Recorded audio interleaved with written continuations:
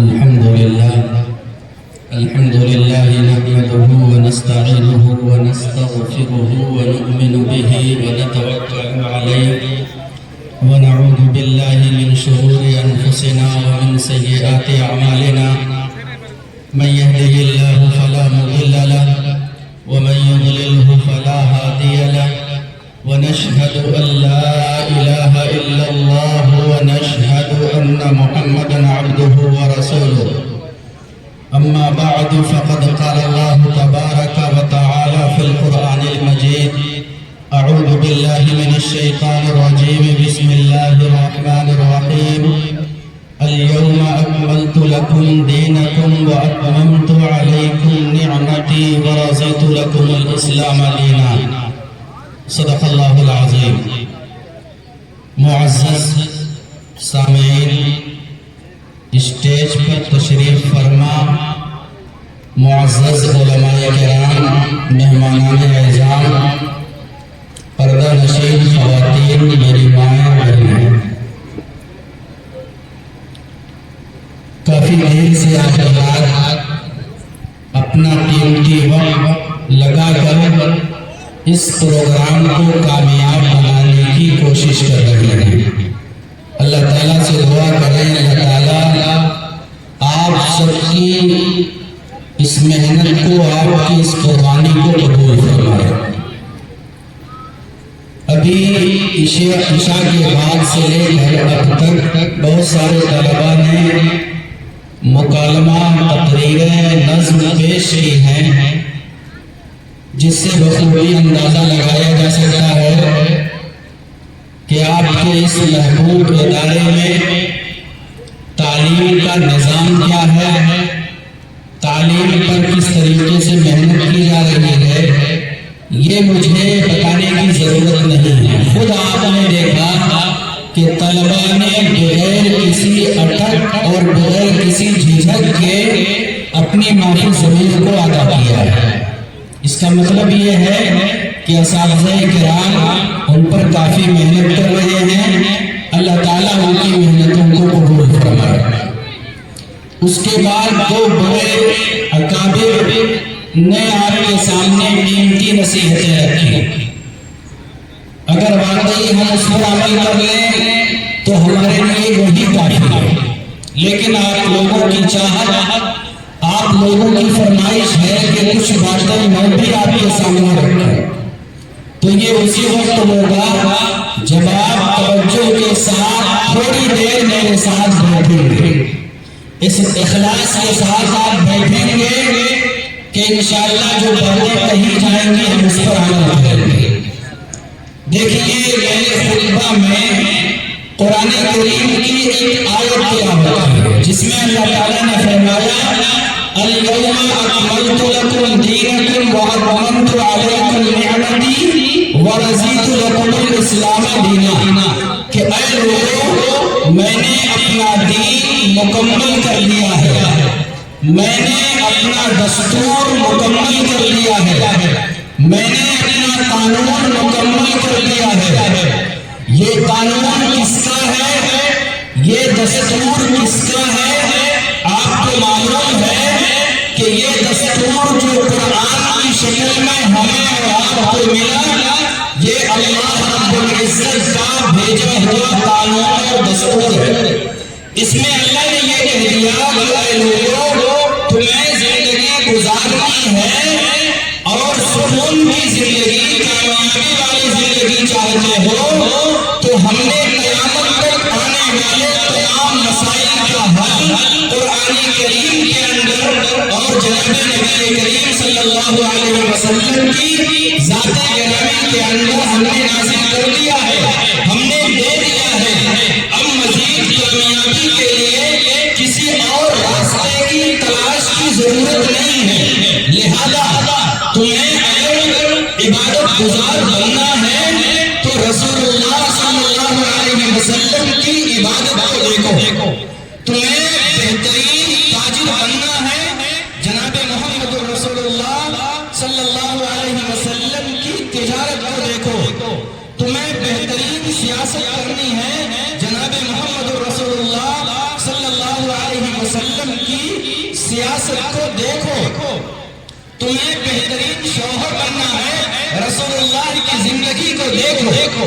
ہر موڑ پر، ہر مسئلے میں، ہر جگہ ہم سب کے آقا نے رہنمائی کی ہے. تمہارا لباس کیسے رہنا ہے، آقا نے اس پر بھی رہنمائی کی ہے. تمہاری زبان کیسے استعمال ہونی چاہیے، آقا نے اس پر بھی رہنمائی کی ہے. تمہاری آنکھیں کہاں اٹھنی چاہیے، آقا نے رہنمائی کی ہے. تمہارے ہاتھ سے کسی کی مدد ہونی چاہیے، آقا نے رہنمائی کی ہے. گویا اس دنیا کے اندر زندگی گزارنے کے لیے ہم سب کے لیے آئیڈیل اور اسوہ ہم سب کے آقا جناب محمد رسول اللہ صلی اللہ علیہ وسلم کی ذات گرامی ہے.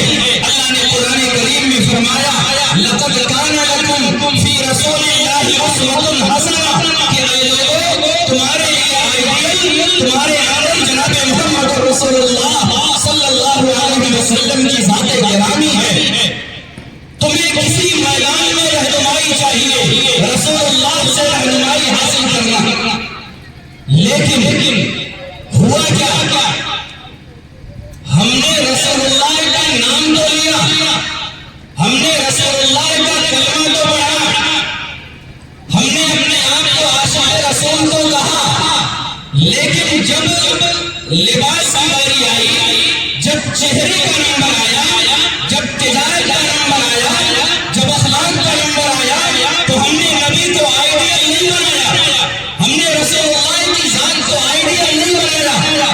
ہم نے تجارت یورپ اور امریکہ جیسی تجارت ہم نے کی ہے، ہم نے لباس یورپ اور امریکہ جیسے کے اندر ہم نے بنایا ہے، ہم نے چہرہ غیروں کی طرح ہم نے بنایا ہے. گویا ہم نے آئیڈیل جناب محمد رسول اللہ صلی اللہ علیہ وسلم کی ذات گرامی کو نہ بنا کر کے کسی اور کو بنایا.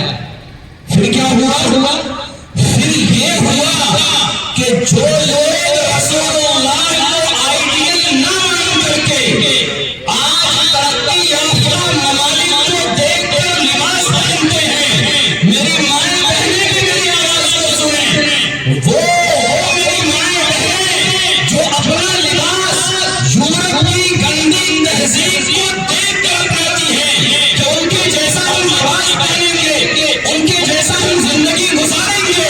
یاد رکھو، میں آپ سے درخواست کرتا ہوں، ایک مرتبہ اپنے دل میں جھانک کر کے یہ دیکھنا کہیں ایسا تو نہیں کہ ہمارا ایمان ناقص ہے، کہیں ایسا تو نہیں ہم نے قرآن کریم کی آیتوں کا انکار کیا ہے، ہم نے قرآن کریم کی آیتوں کو ٹھکرایا ہے. قرآن کہتا ہے، رب نے کہا ہے، ہم نے تمہیں دین مکمل دے دیا ہے، ہم نے تمہیں دستور مکمل دے دیا ہے، اب کسی اور قانون کی ضرورت نہیں ہے، کسی میدان میں تمہیں کامیابی چاہیے. رسول اللہ کے دستور کو، رسول اللہ کے قانون کو اپنانا. مگر افسوس آج ہم نے ہر قدم پر غیروں کا طریقہ اپنایا ہے، غیروں کا قانون اپنایا ہے، غیروں کا دستور اپنایا ہے، اور ہم سمجھتے ہیں کہ ہمیں کامیابی مل جائے گی. گویا ہم نے قرآن کریم کی ناقدری کی ہے. وہ قرآن کریم جو اللہ رب العزت کا کلام ہے، یہ معمولی کتاب نہیں ہے، یہی وہ کتاب ہے جس کتاب کو کلام اللہ ہونے کا شرف حاصل ہے. آسمانی کتابیں تو اور بھی ہیں، تورات، زبور، انجیل، یہ بھی آسمانی کتابیں ہیں، اسے بھی اللہ نے نازل کی ہے. لیکن قرآن کریم وہ کتاب ہے جو کتاب ہونے کے ساتھ ساتھ اللہ کا کلام بھی. ہر مسئلے کا حل ہے، ہر مسئلے کا حل ہے. ہمیں پریشانی ہے، آپس میں نفرتیں، آپس میں دوریاں، آپس میں حسد اور جلن. اس کی وجہ یہی ہے کہ ہم نے قرآن کریم کو سمجھا نہیں. قرآن کریم کو وہ دستور ہے، ہم پوری دنیا کو، دنیا کفر کو چیلنج کے ساتھ کہہ سکتے ہیں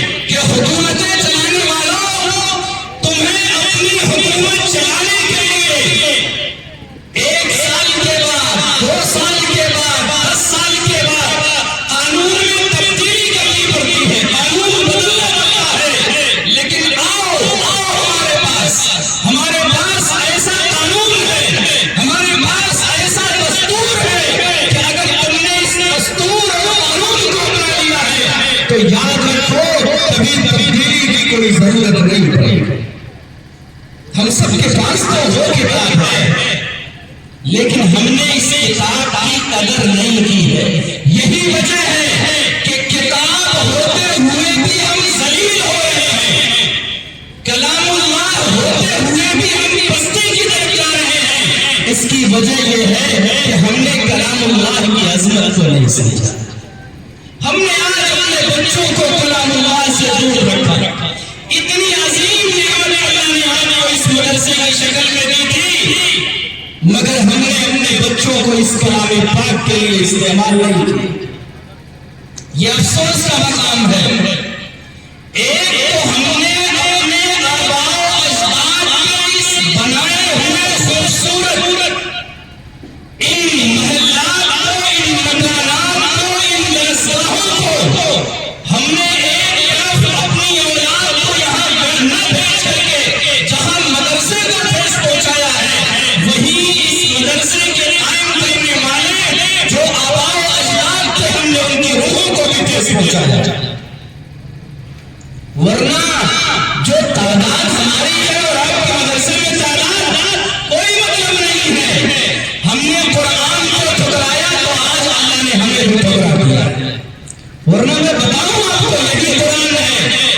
انگریزوں کے دور میں جو سب سے پہلے جنہوں نے انگریزوں کے خلاف جہاد کا فتویٰ دیا تھا، حضرت شاہ عبد العزیز محدث دہلوی رحمۃ اللہ، سب سے پہلے انہوں نے انگریزوں کے خلاف جہاد کا فتویٰ دیا تھا۔ ان کے زمانے میں ایک واقعہ پیش آیا۔ ایک پادری نے دلی کی چوک پر یہ اعلان کیا، میری بات کو غور سے سننا، قرآن کریم کو ٹھکرانے والوں ذرا سوچو یہ قرآن ہے کیا چیز جس کی اصل ہم نے نہیں سمجھا۔ ایک پادری نے دلی کی چوک پر یہ اعلان کیا ہے کہ مسلمانوں، تم کہتے ہو قرآن کریم یہ اللہ کی کتاب ہے، قرآن کریم یہ اللہ کا کلام ہے، یہ اس اللہ کا کلام ہے جس اللہ نے پوری کائنات کو بنایا ہے، پوری کائنات کو چلانے والا ہے۔ یہی کتاب سچی کتاب ہے، یہی کتاب حق کتاب ہے۔ اس کتاب کے آنے کے بعد ساری کتابیں منسوخ ہیں۔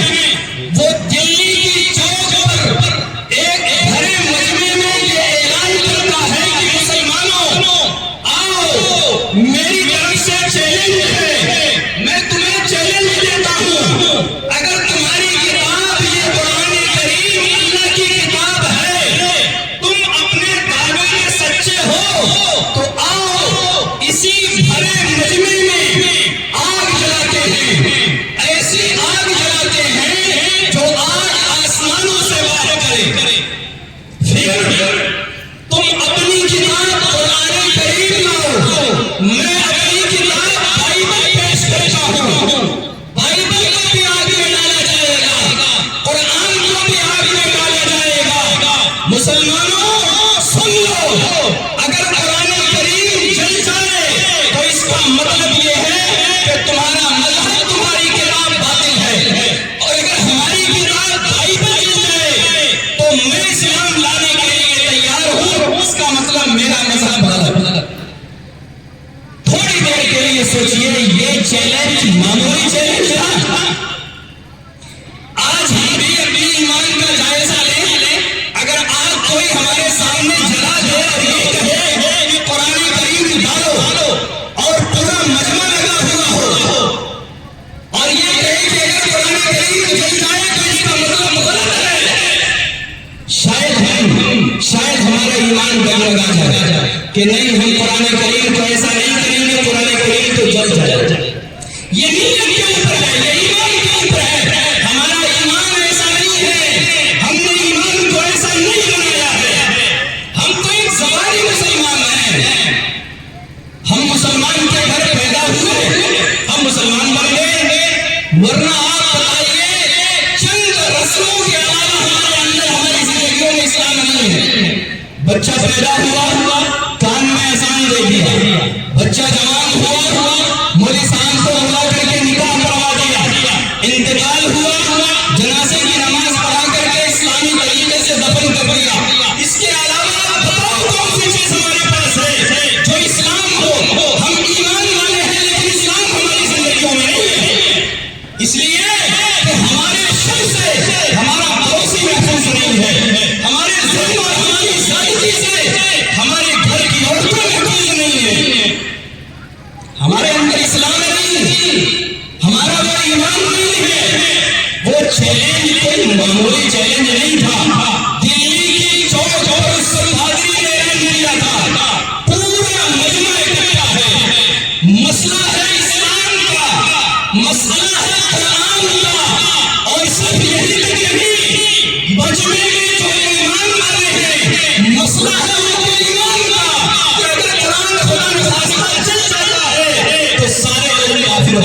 محبت ہو جائے.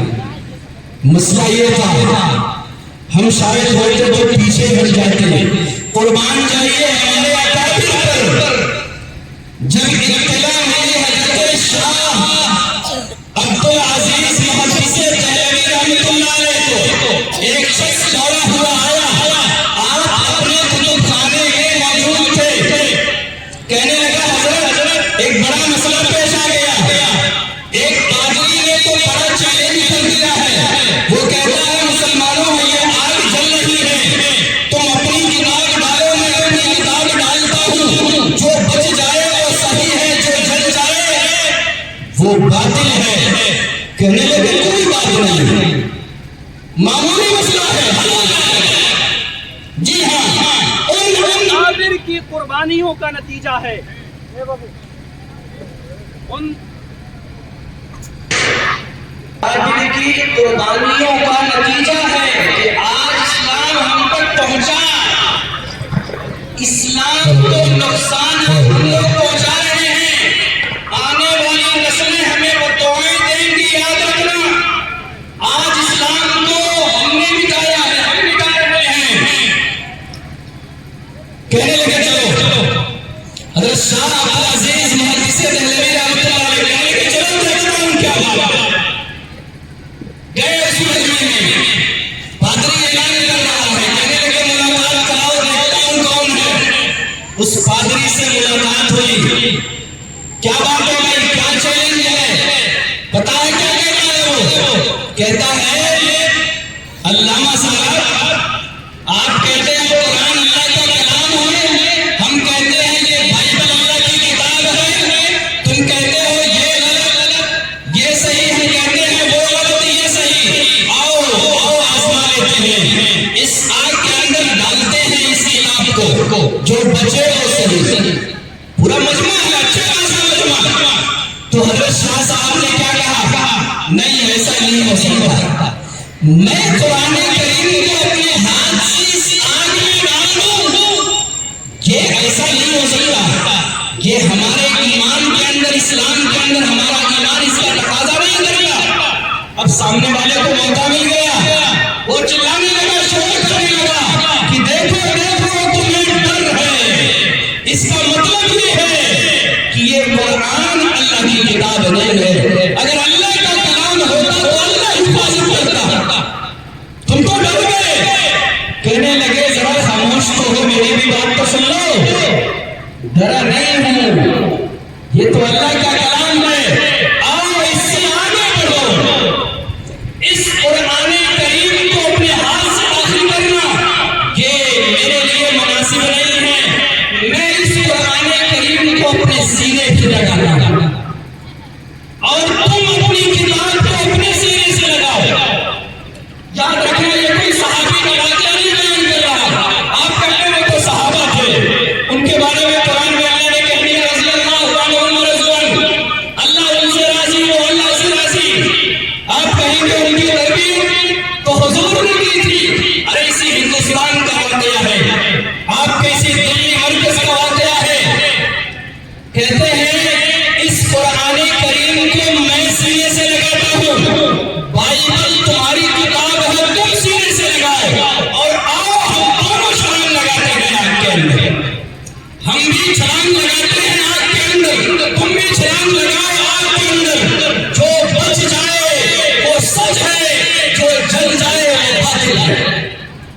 اتنا کہنا تھا. وہ بزدل انسان پیچھے ہٹ گیا, تعبیریں کرنے لگا. نئی نئی کتاب کی بات ہوئی ہے, کہنے لگے ٹھیک ہے کتاب بھی ساتھ میں جا رہی ہے, لیکن اصل آسمانی شاپ کے عمل کا ہونا چاہیے, آپ کے کردار کا ہونا چاہیے. اگر واقعی کردار آپ کے اچھے ہیں تو آپ کا کردار آپ کو بچائے گا. اتنا کہنا تھا. وہ پتا ہے اس نے بھید کھول دیا, لوگوں نے پریشانی کیا. کہتا ہے ہم نے اس کتاب کے اندر مسالے لگا رکھا ہے جس سے یہ کتاب جلے گی نہیں. جسم میں ہم نے کوئی مسالہ نہیں لگا رکھا ہے, لہذا یہ جسم جل جائے.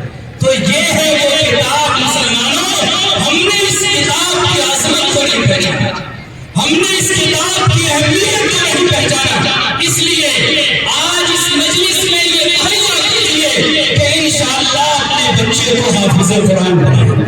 بنائیں گے انشاءاللہ۔ انشاءاللہ حافظ قرآن بنانے کے بعد اپنے اسی ادارے میں عالم بنائیں گے انشاءاللہ۔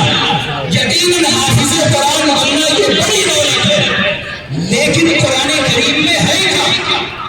قرآن کریم میں رب ہم سے کہتا کیا ہے؟ رب نے قرآن کریم میں ہمیں حکم کیا دیا ہے؟ ہم سے کبھی یہ تو معلوم ہونا چاہیے۔ جب آپ کا بچہ قرآن کریم حفظ کرنے کے بعد عالمیت کا کورس کرے گا تو انشاءاللہ وہ یہ بھی بتائے گا سورہ فاتحہ میں رب نے ہم سے باتیں کیا کی ہے، سورہ ناس میں رب نے ہم سے کیا کہا ہے۔ اس لیے سب سے پہلے میں آپ سے درخواست کرتا ہوں کہ آپ حضرات یہ تہیہ کریں کہ انشاءاللہ اپنے بچے کو حافظ قرآن بنائیں گے انشاءاللہ، اور انشاءاللہ اسی ادارے میں بنائیں گے، اپنے آباء و اجداد کے سینچے ہوئے اسی ادارے میں انشاءاللہ بنائیں گے۔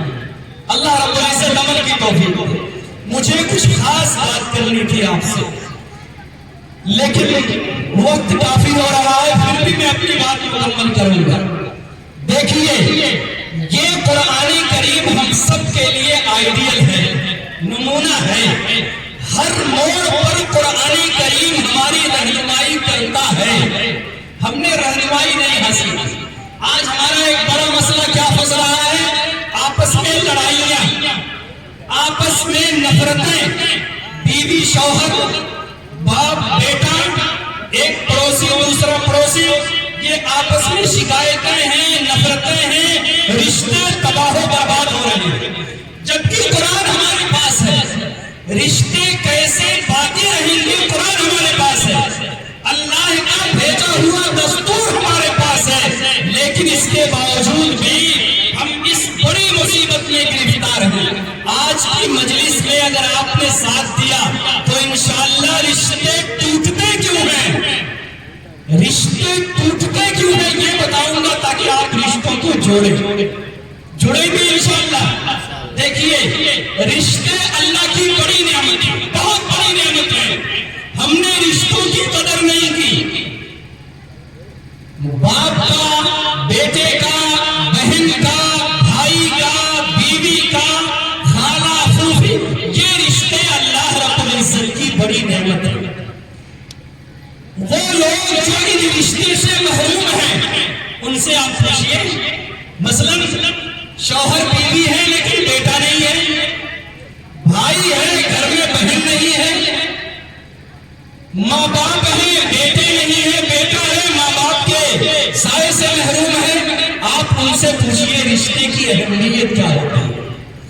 بسا اوقات آپ نے دیکھا ہوگا کہ رشتے کا حوالہ دے کر کے انسان دوسروں سے مدد مانگتا ہے۔ بھئی کیا کہتا ہے؟ ارے ہم آپ کے رشتہ دار ہیں، ذرا اس کا تو خیال کرو۔ حضرت موسیٰ علیہ السلام، حضرت ہارون علیہ السلام، ایک موقع پر حضرت موسیٰ علیہ السلام نے اپنے بھائی حضرت ہارون کی داڑھی پکڑ لی۔ میں تفصیل میں نہیں جاؤں گا کیوں داڑھی انہوں نے پکڑی تھی، لیکن داڑھی پکڑ لی تو حضرت ہارون نے کیا کہا؟ قرآن کریم نقل کرتا ہے، یاد رکھیے بات بڑی اہم ہے، آپ حضرات سن کر کے جائیے گا۔ انشاءاللہ آپ کے گھروں میں جو لڑائیاں ہیں وہ ختم ہو جائیں گی اگر آپ عمل کریں گے تو انشاءاللہ پھر آپس میں محبتیں قائم ہو جائیں گی۔ تو حضرت موسیٰ علیہ السلام نے حضرت ہارون کی داڑھی پکڑ لی تو انہوں نے کیا کہا؟ قال یا ابن ام لا تأخذ بلحیتی ولا برأسی، یہ قرآن کریم کی آیت کا جملہ ہے۔ کہنے لگے اے میری ماں کے بیٹے، اے میری ماں کے بیٹے، میری داڑھی نہ پکڑو۔ گویا یہاں بھی رحم طلب کر رہے ہیں ماں کا حوالہ دے کر کے، کہنا یہ چاہتے ہیں کہ جس کے بیٹے تم ہو اسی کا بیٹا میں بھی ہوں، ذرا میری داڑھی چھوڑ دو۔ تو رشتوں کے ذریعے سے انسان مدد طلب کرتا ہے۔ اسی طریقے سے ہم سب کے آقا جناب محمد رسول اللہ صلی اللہ علیہ وسلم نے بھی رشتوں کا حوالہ دے کر کے مدد طلب کی ہے۔ تو رشتے یہ اللہ رب العزت کی نعمت ہیں۔ اللہ کے نبی علیہ السلام نے رشتے توڑنے والوں کے بارے میں کہا ہے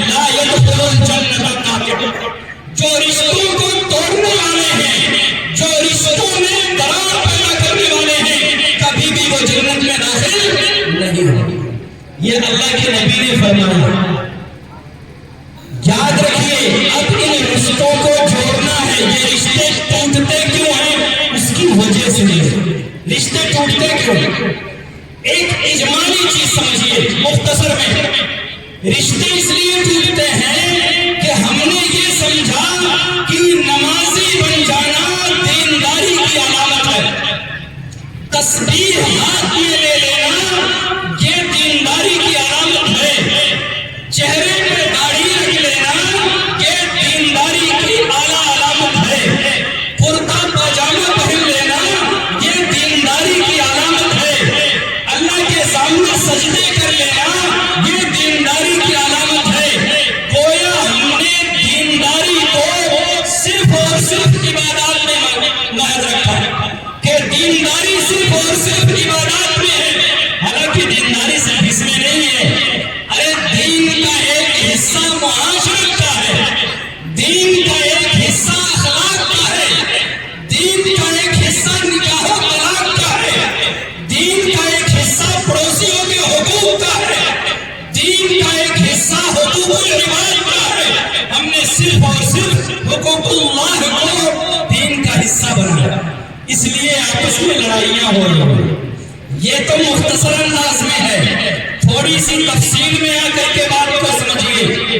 سب سے پہلی وجہ سب سے بڑی وجہ جو آپس میں رشتے ٹوٹ رہے ہیں سب سے بڑی وجہ یہ ہے ہر انسان اپنے حق کا مطالبہ کر رہا ہے. ہر انسان اپنا حق لینے کے لیے سب کچھ کرنے کو تیار ہے. بیوی ہر وقت یہ چاہتی ہے کہ شوہر ہمارا حق ادا کرے. شوہر ہمیشہ یہ چاہتا ہے بیوی ہمارا حق ادا کرے. ایک پڑوسی یہ چاہتا ہے کہ پڑوسی ہمارا حق ادا کرے. لیکن یہ نہیں سوچتا کہ سامنے والے کا ہم پر بھی حق ہے. بیوی کو یہ سمجھنا چاہیے کہ شوہر کا مجھ پر حق ہے. شوہر کو یہ سمجھنا چاہیے کہ بیوی کا مجھ پر حق ہے. باپ کو یہ سمجھنا چاہیے بیٹے کا مجھ پر حق ہے. بیٹے کو یہ سمجھنا چاہیے باپ کا مجھ پر حق ہے. گویا لڑائی کی سب سے بڑی وجہ یہ ہے کہ آج ہم نے اپنا حق لینے کے لیے ہم نے ظلم کیا, زیادتیاں کی, ہم نے گالن گلوچ کیا, ہم نے لڑائیاں کی ہے, لیکن دوسرے کا حق ہم نے ادا کرنے کے لیے اپنے آپ کو تیار نہیں کیا. سب سے بڑی وجہ یہ ہے. جبکہ قرآن کیا کہتا ہے جو کتاب ہمیں ملی ہے وہ کتاب کیا کہتی ہے؟ قرآن اور اللہ کے نبی نے ہمیں سکھایا ہے. کیا سکھایا؟ ایثار پیدا کرنا.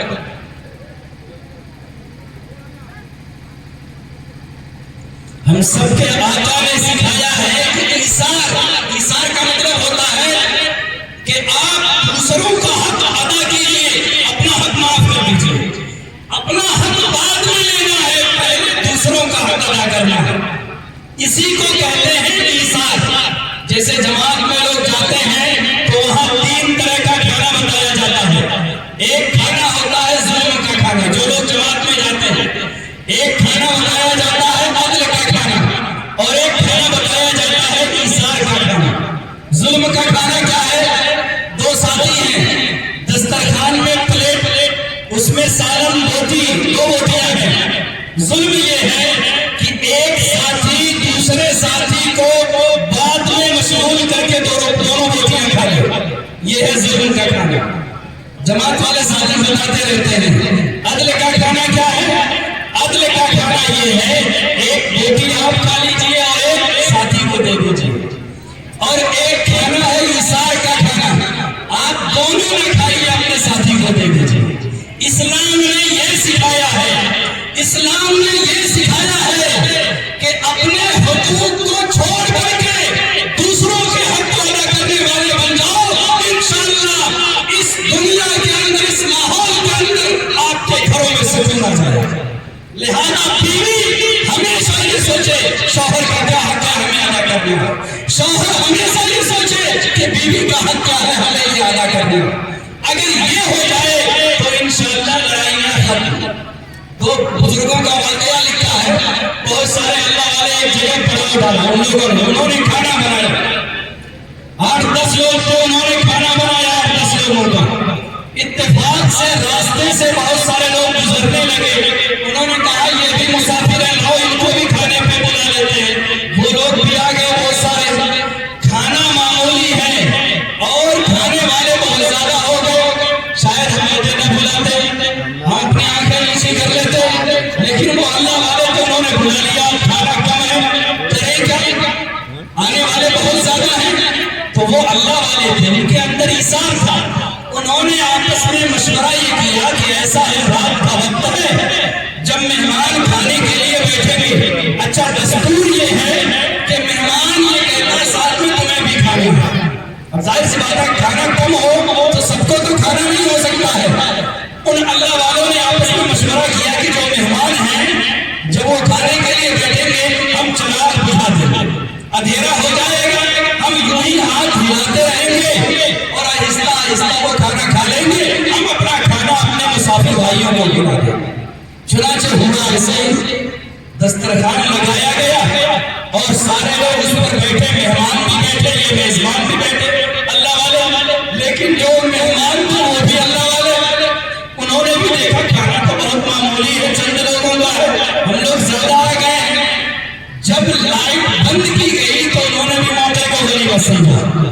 وہ بھی سوچنے لگے کہ ایسا ہے ہم بھی صرف ہاتھ ہلائیں گے تاکہ یہ ہمارے بھائی کھا لیں. کچھ دیر کے بعد جب سارے لوگ کھانا کھا چکے تو اب یہ ہوا کہ آہستہ سے کسی طریقے سے لائٹ جلانے کا نظر کیا جائے. سارے لوگوں نے کہا ہم آسودہ ہو گئے کھائے. جب لائٹ جلائی گئی تو پتا چلا جیسے کھانا تھا ویسے ہی موجود. یہ اللہ والے تھے. یقین مانیے اگر یہ چیز ہمارے اندر آ جائے، ایثار ہمارے اندر آ جائے تو گھروں سے لڑائیاں ختم ہو جائیں گی، گھروں سے نفرتیں ختم ہو جائیں گی. یہ قرآن کی تعلیم ہے، یہ نبی کی تعلیم ہے. آج ہم نے نبی کی اس تعلیم کو ٹھکرایا ہے تو آج گھروں میں لڑائیاں ہیں، آج محلات میں لڑائیاں ہیں، آج نفرتیں ہیں، ظلم ہے، زیادتیاں ہیں. اللہ کے واسطے اگر معاشرے میں اصلاح چاہتے ہیں تو ایثار اپنے اندر پیدا کریں گے انشاءاللہ. حضرت عمر رضی اللہ تعالیٰ ان کے دور میں مجلس لگی ہوئی ہے. دو نوجوان دوڑتے ہوئے آئے، کہنے لگے اے عمر امیر المومنین ہیں. کہنے لگے عمر یہ ہے وہ شخص، یہ ہے وہ شخص. وہ بھی حیران ہیں، امیر المومنین بھی حیران ہیں. ارے کون شخص، کیا کہنا چاہتے ہو؟ وہ دو نوجوان کہنے لگے کہ امیر المومنین فلاں شخص نے میرے والد کا قتل کیا ہے، جرم ہے اس کا یہ، لہذا اس کا قتل کیا جائے. امیر المومنین حضرت عمر نے کہا اچھا ادھر آؤ، تم نے قتل کیا ہے؟ جی ہاں امیر المومنین ہم نے قتل کیا ہے، ہم سے غلطی ہوئی ہے. کیسے قتل کیا؟ وہ شخص کہتا ہے امیر المومنین میری کھیتی باڑی ہے، کھیتی میں اس کا باپ اپنے اونٹ کے ساتھ میرے کھیت میں آ گیا، میں نے پتھر اٹھا کر کے اس کو مارا، اتفاق سے وہ مر گیا، میں مجرم ہوں. تو امیر المومنین نے کیا کہا؟ سزائے موت تمہیں قصاص میں قتل کیا جائے گا. وہ عدالت امیر المومنین کی عدالت تھی، کوئی بحث نہیں چلے گی، کوئی مقدمہ نہیں چلے گا، کوئی سوچ بازی نہیں چلے گی. امیر المومنین نے نہیں پوچھا کہ اے وہ شخص تو رہنے والا کہاں کا ہے، تیرا خاندان کتنا عالی ہے، تو کتنے معزز گھرانے کا رہنے والا ہے، تیرا اسٹیٹس کیا ہے، تو غریب ہے یا اپنے یہاں کا کوئی امیر شخص ہے. امیر المومنین نے ہر کسی نے نہیں پوچھا، فوراً فیصلہ سنایا کہ قصاص میں تمہیں قتل کیا جائے. اس لیے کہ وہ نبی کے تربیت یافتہ تھے. جب جرم اس نے قبول کر لیا تو قصاص میں قتل کیا جائے. لیکن وہ شخص کیا کہتا ہے؟ امیر المومنین میں کافی دور سے آیا ہوں، صحرا جنگلوں سے آیا ہوا ہوں، بہت غریب گھرانے کا ہوں، میرے پیچھے میری بیوی ہے، چھوٹے چھوٹے میرے بچے ہیں، کیا ہوگا ان کا، ان کے کھانے پینے کا کیا ہوگا، وہ تو ہمارے انتظار میں ہے. امیر المومنین نے کہا نہیں، تمہیں قصاص میں قتل کیا جائے گا، کوئی سفارش نہیں چلے گی، کوئی حکم نہیں چلے گا. تو وہ شخص کہتا ہے امیر المومنین مجھے 3 دن کی مہلت دے دیجئے، میں کم سے کم جاؤں اپنے بال بچوں میں اپنے گھر والے کو بتا دوں، میں اپنے بچوں کو بتا دوں کہ قصاص میں قتل کر دیا جاؤں گا، جاؤں میں ان کو اللہ کے حوالے کر کے آؤں۔ وہ شخص انجانا سا ہے، غریب گھرانے کا ہے، صحرا جنگلات میں رہنے والا ہے، کوئی کھانے پینے کا نظم نہیں ہے۔ امیر المومنین بھی پریشان ہیں، اس لیے کہ یہ بھی انسان تھے، لیکن ایک طرف انسان، دوسری طرف نبی کا فرمان، اللہ کا قانون۔ ہم نبی کے قانون کو ٹھکرا سکتے ہیں، ہم نبی کی سنت کو اپنے پیروں تلے روک سکتے ہیں، ہم نبی کی سنت کا مذاق اڑا سکتے ہیں، لیکن ہے وہ امیر المومنین۔ ہمارا نفس کچھ بھی کہے، ہمارا جذبہ کچھ بھی کہے، لیکن قرآن کا فرمان ہے، نبی کا فرمان ہے، لہذا قصاص میں تمہیں قتل کیا جائے، کوئی اس قابل قبول نہیں ہے۔ حضرت عمر نے فرمایا ہاں ایک شرط ہے، 3 دن کی مہلت دے سکتا ہوں، 3 دن کی مہلت، لیکن کوئی ضمانت پہ دو ہمیں۔ اس مجلس میں کوئی کھڑا ہو کر کے یہ کہے کہ میں اس کا ضامن ہوں، یعنی اگر یہ نہیں آئے گا تو میں اس کی جگہ پہ قربان ہو جاؤں۔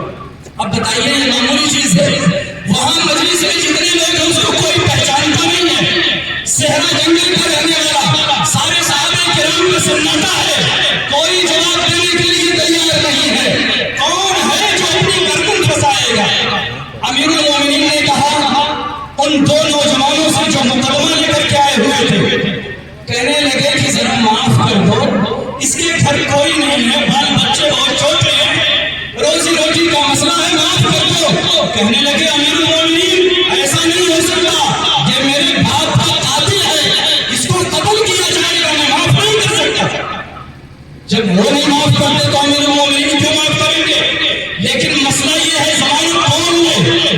3 دن کی ضمانت، نہ جانے تو آئے گا یا نہیں آئے گا، اس کا نام تک کسی کو پتا نہیں، اس کے خاندان کے بارے میں پتا نہیں، کہاں کا رہنے والا یہ بھی پتا نہیں، کیسے کوئی گارنٹی لے، کیسے کوئی ضمانت لے؟ لیکن قربان جائیے حضرت صحابہ پر، اسی لیے حضرت صحابہ کرام کامیاب زندگی انہوں نے گزاری اور پوری دنیا کے اندر اسلام کا پرچم لہرایا گیا حضرت صحابہ کرام نے۔ اس مجلس میں ایک عمر دراز صحابی ہیں حضرت ابو ذر غفاری رضی اللہ تعالیٰ عنہ، جب حضرت عمر نے کہا کوئی ہے ضامن جو کھڑا ہو کر کے یہ کہہ دے میں ضمانت لیتا ہوں، حضرت ابو ذر کھڑے ہو جاتے ہیں، کہتے ہیں رسول اللہ میں ضمانت لیتا ہوں، آپ اس کو 3 دن کی مہلت دے دیجئے، یہ جائے بال بچوں میں بتا کر کے چلا جائے۔ تو امیر المومنین نے کیا کہا؟ ابو ذر ارے پہچانتے ہو ہے یہ کون؟ جانتے ہو اس کا نام کیا ہے، کس خاندان کا رہنے والا ہے؟ کہنے لگے نہیں مجھے کچھ پتا نہیں۔ امیر المومنین نے کہا عمر اے ابو ذر یاد رکھ اگر یہ 3 دن میں نہیں آئے گا تو تیری جدائی کا صدمہ مجھے ہو جائے، گویا تجھے سولی پر لٹکایا جائے گا۔ حضرت ابو ذر نے کہا اللہ کے رسول اس کے چہرے سے سچائی نظر آ رہی ہے، ایسا لگتا ہے یہ دیندار شخص، دینداری تھی ان کے اندر۔ وہ شخص گیا، 3 دن مکمل ہوا، وہ ابھی نہیں آیا، دن ڈوبنے سے پہلے پھانسی دی جانی ہے، 3 دن ہے، صحابہ کرام کا مجمع لگا ہوا ہے، وہ 2 نوجوان مان کر کے حاضر ہیں، اللہ کے رسول میرا بدلہ دیا جائے، قصاص میں قتل کیا جائے، اگر وہ حاضر نہیں ہوتا ہے تو حضرت ابو ذر کو قتل کیا جائے، ان کو سولی پر لٹکایا جائے۔ حضرت ابو ذر غفاری رضی اللہ تعالیٰ جب سورج کی طرف چہرہ اٹھاتے ہیں، سورج بڑی تیزی کے ساتھ ڈوبنے جا رہا ہے، ابھی وہ شخص حاضر نہیں ہے، کیا کیا جائے گا؟ حضرت ابو ذر کو پھانسی کے پھندوں پر لٹکایا جائے گا۔ حضرت عمر خود پریشان ہے، حضرت عمر کو حضرت ابو ذر سے بے انتہا محبت ہے، وہ کہتے ہیں کہ اگر ابو ذر کہہ دے اپنے جسم کا ٹکڑا دینے کے لیے تو ابو ذر کے لیے میں جسم کا ٹکڑا دینے کو تیار، لیکن قصاص میں کوئی سمجھوتا نہیں، اگر وہ نہیں آتا ہے تو تمہیں قتل کیا جائے گا۔ دن ڈوبنے والا ہے، جب نظر صحابہ کرام کی دوسری طرف پڑتی ہے تو وہ شخص دوڑتا ہوا آتا ہے، دوڑتا ہوا اس مجلس کے اندر آتا ہے، جان میں جان آتی ہے، چلو مجرم آ گیا، قاتل آ گیا، کوئی نہیں جانتا کہاں کا رہنے والا ہے، وہ آ کر کے حاضر ہو گیا۔ امیر المومنین گستاخی معاف کیجئے گا، ذرا آنے میں مجھے تاخیر ہو گئی ہے، مجرم حاضر ہے، قاتل حاضر ہے، مجھے قتل کیا جائے میں تیار ہوں۔ لیکن امیر المومنین نے اس کے اس عمل کو دیکھ کر کے تعجب کیا۔ امیر المومنین نے پوچھا کہ ارے تمہیں تو مہلت تھی، تم چلے جاتے، کون تمہیں جانتا ہے؟ تم کیوں چلے آئے؟ 3 دن کے بعد تم چاہتے اپنے یہاں رہتے، تمہارا نام تم کوئی نہیں جانتا ہے۔ جواب سننا، میری بات کو سننا غور سے۔ وہ شخص کیا کہتا ہے؟ وہ شخص کہتا ہے امیر المومنین میرے دل میں یہ بات آئی کہ اگر میں وقت پر حاضر نہیں ہوا تو کہیں ایسا نہ ہو کہ لوگ یہ سمجھنے لگے کہ اب ایفائے عہد دنیا سے ختم، اب وعدوں کو پورا کرنا یہ دنیا سے ختم ہو چکا، لوگ بے وفا ہو چکے ہیں، میری وجہ سے دنیا میں یہ پیغام جائے کہ لوگ بے وفا ہو چکے ہیں، یہ گناہ میں اپنے سر لینا نہیں چاہتا، اس لیے میں حاضر ہوں۔ کہنے لگے ابو ذر تم نے یہ ذمہ داری اور ضمانت کیوں لے لی جب تم جانتے نہیں تھے؟ تو انہوں نے کیا کہا؟ میں نے یہ سوچا کہ کہیں ایسا نہ ہو کہ لوگ یہ سمجھ لیں کہ اب دنیا سے خیر ختم، بھلائی ختم، مدد ختم، اگر آج اس کی مدد نہیں کی گئی تو آج ہم ذریعہ بنیں گے، لوگ یہ کہیں گے اب کوئی کسی کی مدد کرنے والا نہیں، اس لیے میں نے فوراً ضمانت لی۔ اب وہ دو نوجوان کھڑے ہوئے ہیں، یہ دونوں عمل دیکھ رہے ہیں، دونوں نوجوانوں نے حضرت عمر سے کہا امیر المومنین میرا بھی فیصلہ سنیے، میں اسے معاف کرتا ہوں، میں اسے معاف کرتا ہوں، قصاص میں قتل نہیں کیا جائے گا، میں نے سب کچھ معاف کر دیا، سارے جرائم میں نے معاف کر دیا۔ امیر المومنین نے کہا کیوں تم نے معاف کیا؟ وہ نوجوان کہنے لگے امیر المومنین میں نے یہ سوچا کہ آج اگر میں نے معاف نہیں کیا، اگر آج میں نے افسروں درگزر سے کام نہیں لیا تو لوگوں میں یہ پیغام نہ چلا جائے کہ لوگوں میں معافی، ایک دوسرے کو معاف کرنا یہ ختم ہو چکا ہے، یہ سوچ کر کے میں نے معاف کر دیا۔ یہ تھے وہ صحابہ کرام، یہ تھے وہ صحابہ کرام کہ آج دین یہاں تک پہنچا ہے، اور آج دین کو سب سے زیادہ نقصان ہماری ذات سے اور آپ کی ذات سے پہنچا۔ آج مسلم محلہ گندگی سے مشہور ہے، جہاں مسلمان زیادہ رہتے ہیں گندگی وہاں رہتی ہے، جہاں مسلمان زیادہ رہتے ہیں دیر تک وہاں سوتے ہیں، جہاں مسلمان رہتے ہیں وہاں عام طور پر لڑائیاں ہوتی ہیں۔ آپ جائیے، آپ جا کر کے عدالتوں میں دیکھیے، ہم معمولی اقلیت میں ہیں، ہماری تعداد اس ملک کے اندر بہت معمولی ہے، اگر اس اعتبار سے آپ کسی سیاسی آدمی سے پوچھ لیجئے گا جو لوگوں کی خدمت کرتا ہو، آپ کے تحصیل میں، آپ کے ضلع میں جو مقدمہ جاتا ہے، آپ اس میں فیصد نکالیے، 80%، 90% ہمارے جھگڑے عدالت میں پڑے ہوئے ہیں۔ ہم مسلمان ہیں، ہم مسلمان ہیں، ارے نام کیا مسلمان ہیں، ہم نے ایمان والا تو کہا، ہم نے محمد رسول اللہ کا نام لیا، لیکن سب سے زیادہ محمد رسول اللہ کو بدنام ہم نے کیا ہے، سب سے زیادہ دین اسلام کو نقصان ہم نے پہنچا ہوا۔ اس لیے یہ تہیہ کیجئے کہ انشاءاللہ اپنی ذات کو بھی فائدہ پہنچائیں گے، دین اسلام کو بھی فائدہ پہنچائیں گے انشاءاللہ۔ بات کافی ہو گئی، بس ایک چیز مجھے 4 وجہیں رکھنی تھی آپ کے سامنے، لیکن 2 ہی رکھوں گا، مجھے بھی جانا ہے کافی دور، میرے بچے کی طبیعت کافی خراب ہے، وہ اسے ایڈمٹ کرا کر کے میں آیا ہوں گورکھپور، صرف آپ کی محبتیں مجھے یہاں تک لائی ہیں، ورنہ میرا دل، میری روح اجازت نہیں دے رہی تھی، کسی طریقے سے میں چل کر کے آیا ہوں۔ ماشاءاللہ آپ جب سے آپ حضرات بیٹھے ہوئے ہیں مستقل آپ نے وقت دیا ہے، آپ محبتیں دیتے ہیں، یہ محبتیں مجھے آپ تک کھینچ کر کے لاتی ہیں۔ دوسری سب سے اہم وجہ میں بتا کر کے اپنی بات پوری کر لوں گا، دیکھیے لڑائیاں کیوں ہوتی ہیں گھروں میں؟ جو لوگ گھروں کے ذمہ دار ہیں وہ سنیں، جو لوگ گھروں کے ذمہ دار ہیں خاص کر کے وہ سنیں، جو شوہر حضرات ہیں خاص کر وہ سنیں۔ ہوتا یہ ہے جو گھر کا ذمہ دار ہے، جو شوہر ہے، وہ یہ سوچتا ہے کہ میرے ماتحت جو لوگ ہیں، میرے نیچے جو لوگ ہیں، وہ میرے مزاج کے مطابق چلے، جیسا میرا مزاج ہے ایسے ہی میری بیوی بھی رہے، ویسے ہی میرا بچہ بھی رہے، ویسے ہی میرا بھائی بھی رہے۔ لڑائیاں یہیں سے شروع ہو جاتی ہیں۔ جو گھر کا ذمہ دار ہے وہ یہ سمجھتا ہے، سوچتا ہے کہ گھر کے سارے افراد میرے مزاج کے مطابق چلے، میرے مزاج کے خلاف کوئی کام نہیں ہونا چاہیے۔ یہیں سے لڑائیاں شروع ہو۔ یاد رکھیے، آج کان کھول کر کے سن لیجیے، اللہ نے انسانوں کے مزاج کو الگ الگ بنایا ہے۔ آپ دیکھ لیجیے، صورتیں الگ ہیں، اربوں خربوں انسان، لیکن کسی کی صورت کسی سے ملتی نہیں ہے، کسی کی زبان کسی سے ملتی نہیں ہے۔ اللہ نے مزاج الگ بنائے، طبیعتیں الگ بنائی ہیں، زبانیں الگ بنائی ہیں۔ ایک انگوٹھا دیکھ لیں، دستخط سب سے مضبوط دستخط انگوٹھا مانا جاتا ہے پوری دنیا میں، اربوں خربوں انسان، لیکن کسی کی دستخط کسی سے ملتی نہیں، سب کا اللہ نے الگ الگ بنایا ہے۔ اسی طریقے سے اللہ نے انسانوں کا مزاج الگ الگ بنایا ہے۔ کسی کے مزاج میں نرمی تو کسی کے مزاج میں سختی، کسی کے مزاج میں عجلت جلد بازی اور کسی کے مزاج میں سستی۔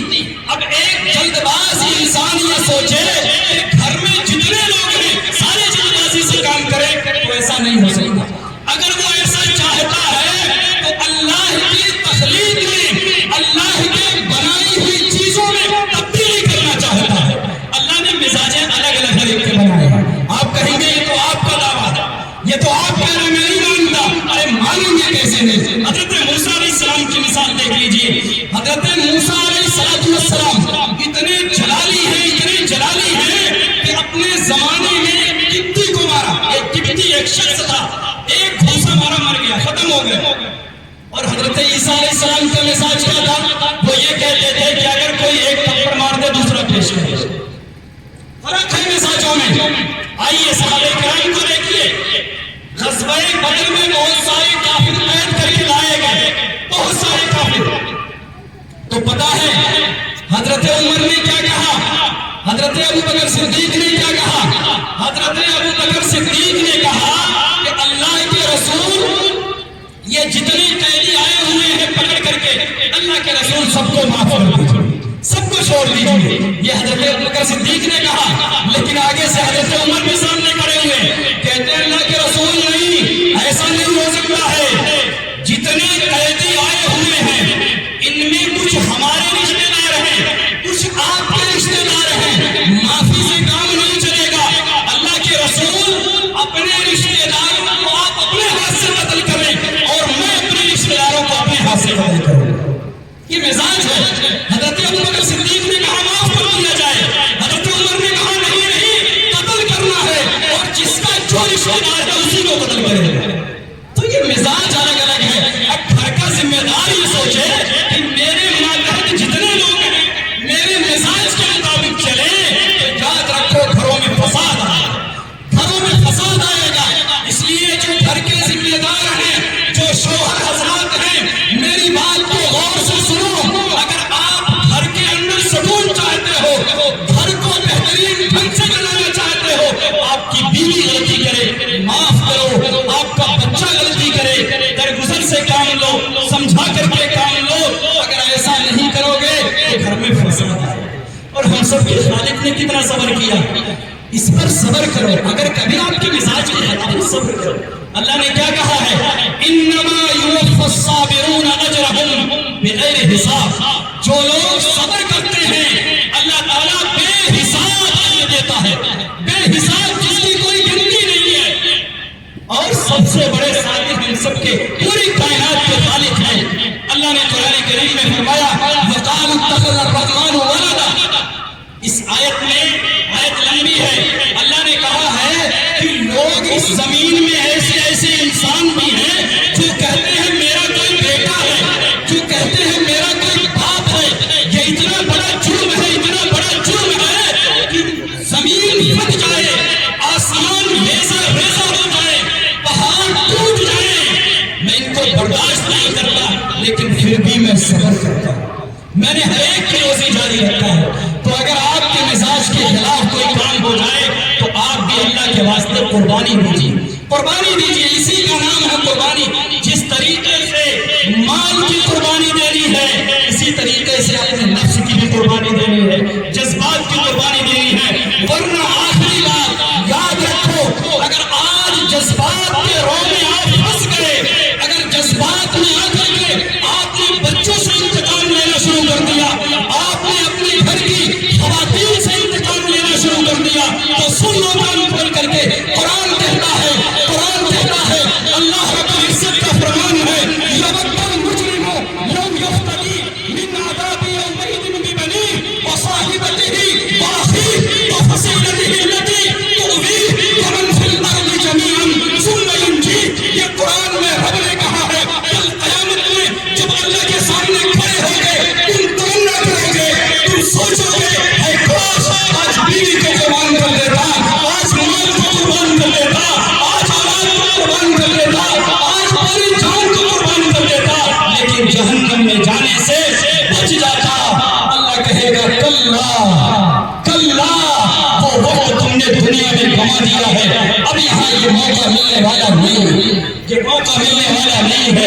یہ دنیا اللہ نے تیاری کے لیے بھیجا ہے، یہ تیاری کی جگہ ہے، چند دن کی بات ہے، چند دن کی زندگی ہے۔ کب ہماری زندگی ختم ہو جائے، کب ہمیں ہمارے ساتھی اپنے کندھوں پر اٹھا کر کے قبرستان پہنچا دے، نوجوانوں اس غرور میں مت رہنا کہ میرا بڑھاپا بھی آئے گا، ایسا کچھ نہیں ہے، آنے میں ترتیب ہے، جانے میں کوئی ترتیب نہیں۔